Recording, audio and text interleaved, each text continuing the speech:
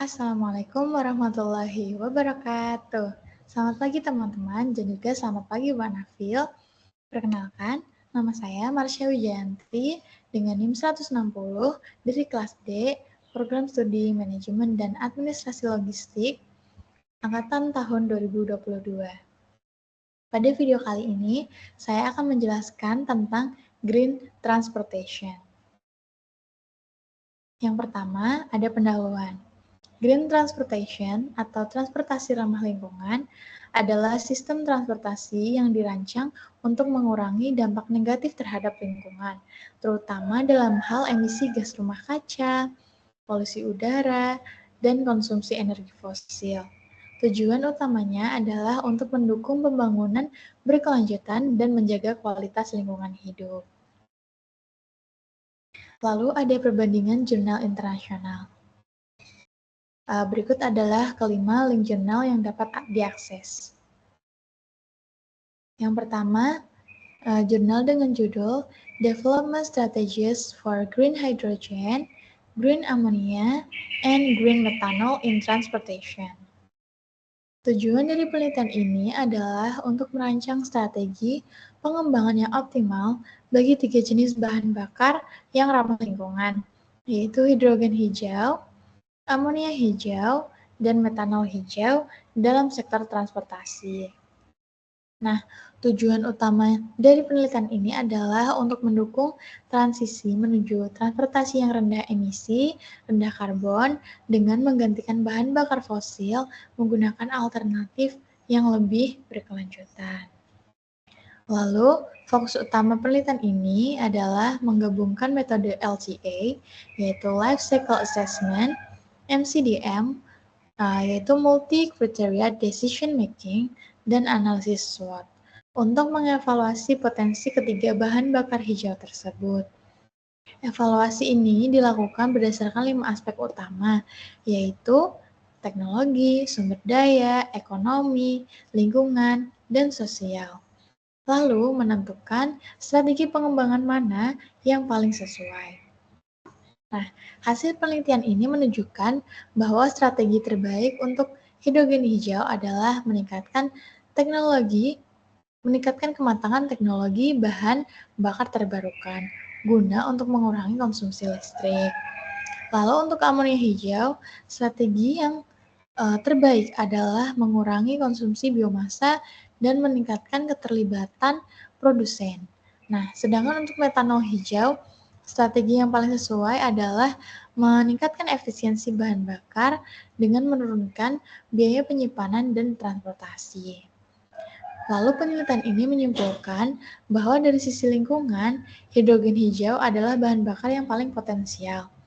Sedangkan dari sisi ekonomi, metanol hijau menawarkan biaya yang paling rendah.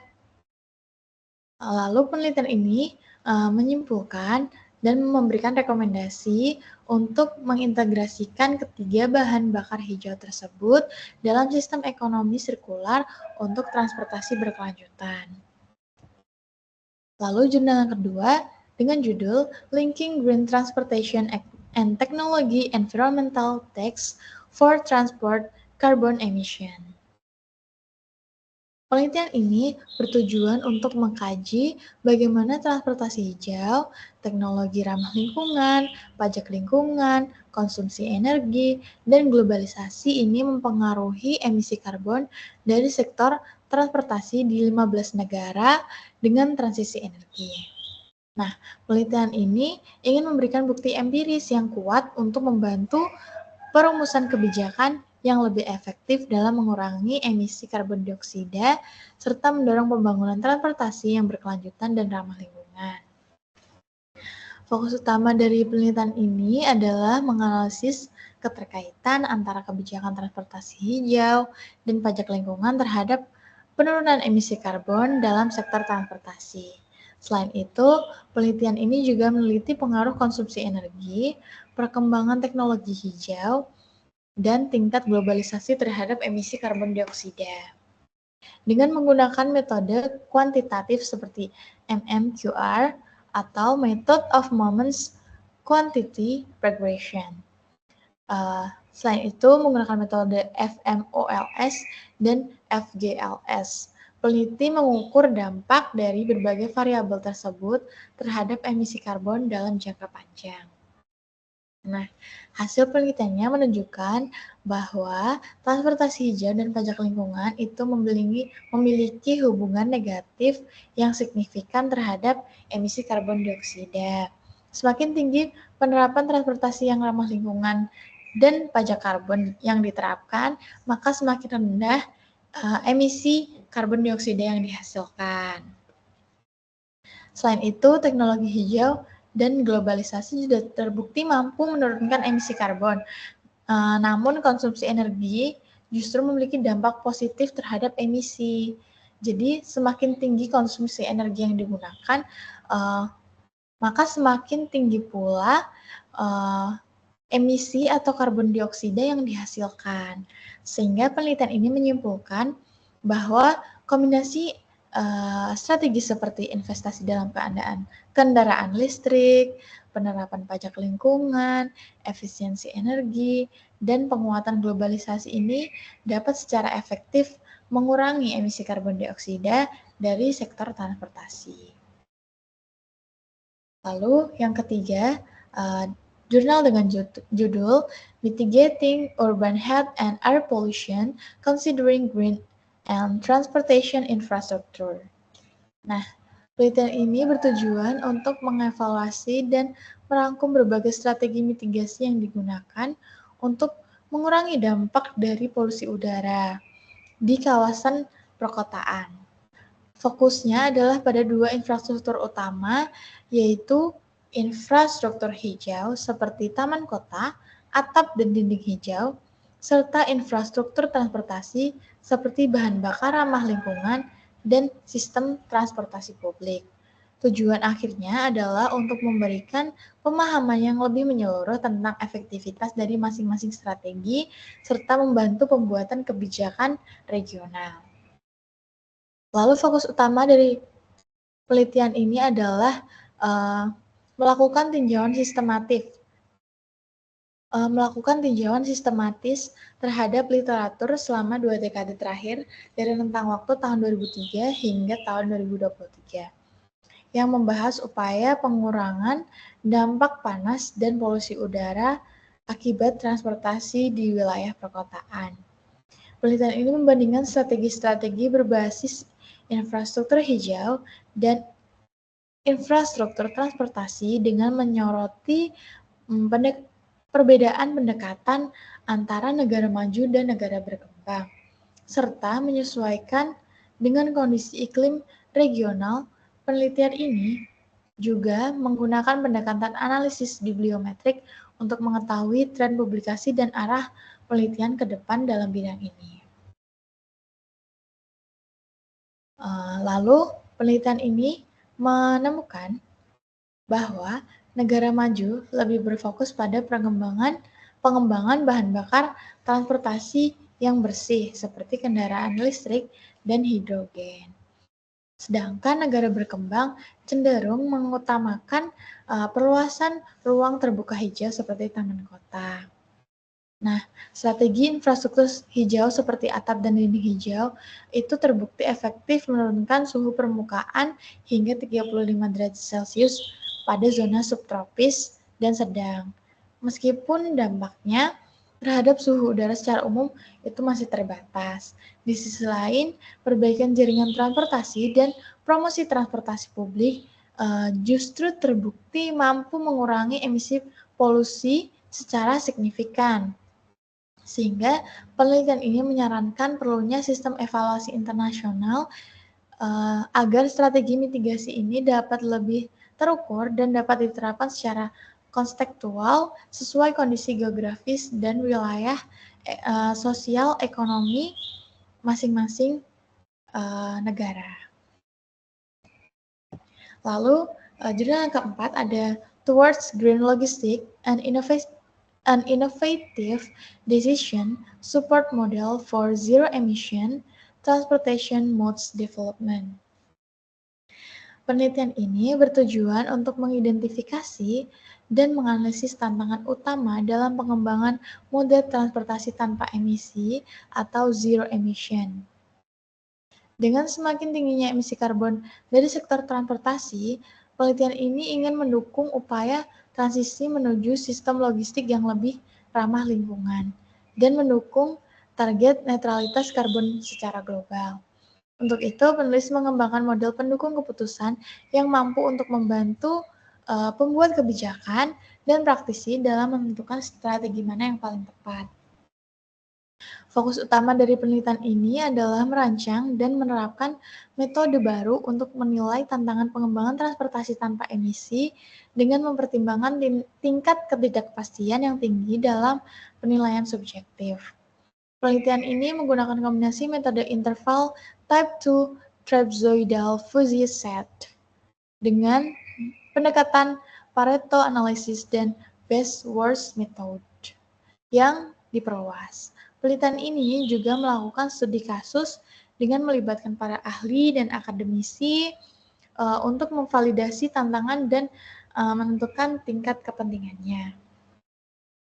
Lalu hasil dari penelitian ini menunjukkan bahwa dari total 16 tantangan yang diidentifikasi, terdapat 9 tantangan utama yang dianggap paling krusial dalam pengembangan moda transportasi tanpa emisi.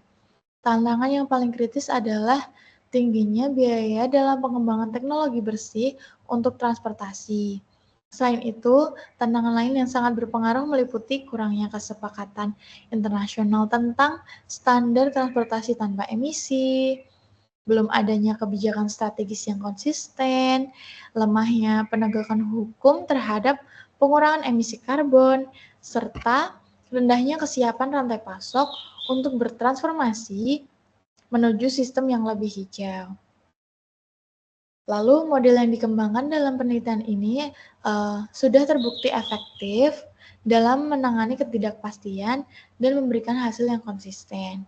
Sehingga penelitian ini diharapkan dapat menjadi acuan dalam menyusun kebijakan transisi menuju transportasi tanpa emisi secara global. Lalu yang kelima, jurnal dengan judul Green Investing in China's Air Cargo Industry, Opportunities and Challenges for Sustainable Transportation.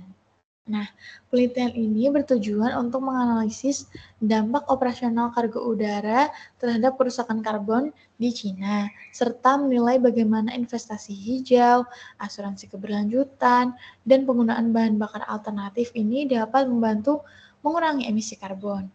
Tujuan akhir dari penelitian ini adalah memberikan strategi yang efektif dalam mendukung agenda green transportation pada sektor penerbangan, khususnya dalam kegiatan logistik udara yang selama ini masih sangat mengandalkan bahan bakar fosil. Lalu fokus utama penelitian ini adalah mengevaluasi dampak aktivitas kargo udara di Cina terhadap emisi karbon dengan memperhitungkan faktor seperti pembakaran bahan bakar, investasi hijau, dan layanan keuangan menggunakan pendekatan ekonometrika atau model NARDL. Penelitian ini menganalisis pengaruh jangka pendek maupun jangka panjang dari variabel-variabel tersebut terhadap kerusakan karbon, serta hubungan asimetris antara logistik udara dan keberlanjutan lingkungan. Lalu, hasil penelitian ini menunjukkan bahwa peningkatan aktivitas kargo udara dan penggunaan bahan bakar fosil itu berdampak negatif terhadap lingkungan karena meningkatkan kerusakan karbon, baik dalam jangka pendek maupun jangka panjang. Sebaliknya, investasi hijau di sektor transportasi dan layanan asuransi keberlanjutan justru mampu menekan emisi karbon dan mendukung agenda transportasi ramah lingkungan. Penelitian ini menekankan bahwa upaya transisi menuju logistik udara yang berkelanjutan itu memerlukan dukungan kebijakan, penggantian bahan bakar fosil dengan biofuel, serta keterlibatan aktif dari sektor pemerintah maupun sektor swasta melalui investasi dan perlindungan asuransi yang mendukung efisiensi dan pengurangan emisi karbon dioksida. Lalu setelah memahami dan mengetahui kelima jurnal tersebut, dapat diketahui persamaan. Yang pertama itu kelima jurnal berfokus pada transportasi yang ramah lingkungan dengan membahas strategi dan pendekatan untuk mewujudkan sistem transportasi yang berkelanjutan dan rendah emisi karbon. Lalu kelima jurnal menekankan pentingnya mengurangi emisi gas rumah kaca dari sektor transportasi baik melalui pergantian bahan bakar, pengembangan teknologi hijau maupun perubahan kebijakan. Lalu yang ketiga ada pendekatan multidisipliner. Kelima studi ini menggunakan pendekatan dari berbagai disiplin seperti teknik kebijakan publik, ekonomi, dan perencanaan kota. Lalu kebutuhan terhadap intervensi kebijakan dan investasi. Seluruh jurnal menyebut perlunya keterlibatan baik itu pemerintah, kebijakan fiskal, seperti pajak lingkungan, serta investasi swasta untuk mendorong dari transisi sistem konvensional ke sistem transportasi hijau. Selain itu, ditemukan juga perbedaan dari kelima jurnal tersebut. Yang pertama, pada topik utamanya. Jurnal 1 itu berfokus pada strategi pengembangan bahan bakar hijau, green hydrogen, amonia, metanol untuk transportasi masa depan. Sedangkan jurnal kedua membahas hubungan antara pajak lingkungan, teknologi hijau, dan pengurangan emisi karbon di negara-negara yang transisi energi. Lalu jurnal ketiga itu menekankan mitigasi panas kota dan polusi udara melalui perencanaan infrastruktur hijau dan transportasi. Jurnal yang keempat yaitu mengidentifikasi tantangan utama dalam mengembangkan moda transportasi nol emisi menggunakan model pengambilan keputusan inovatif. Jurnal yang kelima menyoroti pentingnya investasi hijau dan asuransi berkelanjutan dalam mengurangi dampak emisi dari industri kargo udara di Cina. Lalu ada perbedaan pada jenis transportasi. Jurnal 1 itu mencakup semua moda transportasi, khususnya untuk jarak jauh dan sektor industri berat. Jurnal 2 lebih umum, mencakup transportasi darat dan kebijakan nasional. Jurnal ketiga berfokus pada transportasi perkotaan dan dampaknya terhadap lingkungan mikro, yaitu dalam lingkup kota. Lalu jurnal yang keempat berfokus pada logistik dan sistem transportasi secara menyeluruh untuk mencapai net zero emission. Lalu yang jurnal kelima itu spesifik pada sektor kargo udara dan peran ekonomi dalam mendukung keberlanjutan. Lalu ada perbedaan pada metode yang digunakan. Jurnal 1 itu menggunakan kombinasi LCA, Life Cycle Assessment, MCDM, Multi Criteria Decision Making, dan analisis SWOT. Sedangkan jurnal yang kedua menggunakan pendekatan ekonometrika kuantitatif seperti MMQR, FMOLS, dan FGLS. Jurnal yang ketiga menggunakan metode tinjauan pustaka sistematis dan analisis bibliometrik. Jurnal yang keempat mengembangkan model pengambilan keputusan berbasis interval type 2 trapezoidal.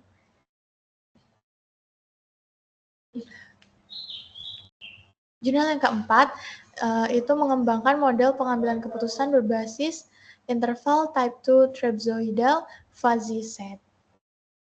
Lalu yang jurnal kelima itu menggunakan pendekatan non-linear ARDL dan analisis dekomposisi varians atau VDA untuk melihat pengaruh jangka panjang dan jangka pendek. Lalu ditemukan perbedaan pada lokasi penelitian juga. Jurnal 1 itu bersifat global, meski data dan kasus banyak diambil dari Cina dan negara maju. Lalu jurnal yang kedua berfokus pada 15 negara transisi energi termasuk Cina, India, Amerika Serikat, dan negara-negara di Eropa. Lalu jurnal yang ketiga, membandingkan berbagai wilayah di dunia dengan perbedaan iklim dan tingkat urbanisasinya. Lalu jurnal yang keempat, tidak spesifik pada satu negara, namun memberikan kerangka model universal yang dapat diterapkan pada berbagai wilayah. Lalu jurnal yang kelima itu spesifik pada negara Cina dengan analisis mendalam tentang sistem logistik udara dan investasinya. Lalu ditemukan perbedaan juga pada kontribusi utamanya. Jurnal 1 itu menyarankan strategi pengembangan bahan bakar hijau berbasis data kuantitatif. Jurnal yang kedua memberi bukti empiris tentang efektivitas pajak lingkungan dalam menurunkan emisi. Lalu jurnal yang ketiga menawarkan panduan praktis bagi perencanaan kota dalam menggabungkan solusi hijau untuk mengurangi panas dan polusi.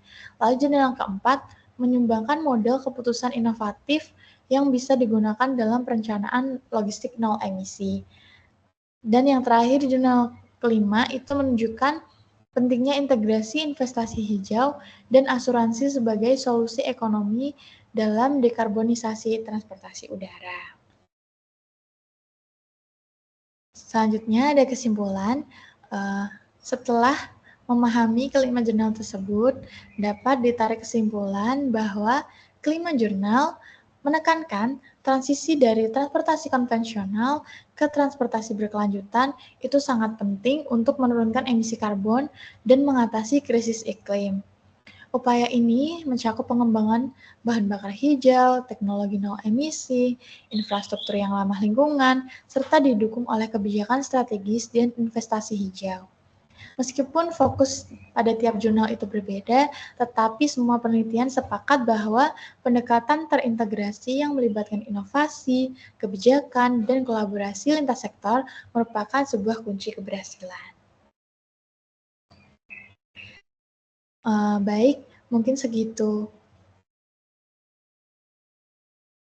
Baik, terima kasih atas perhatian dari teman-teman.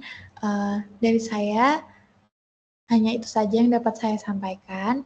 Mohon maaf apabila ada kesalahan kata maupun kalimat yang kurang berkenan, mohon dimaafkan. Wassalamualaikum warahmatullahi wabarakatuh.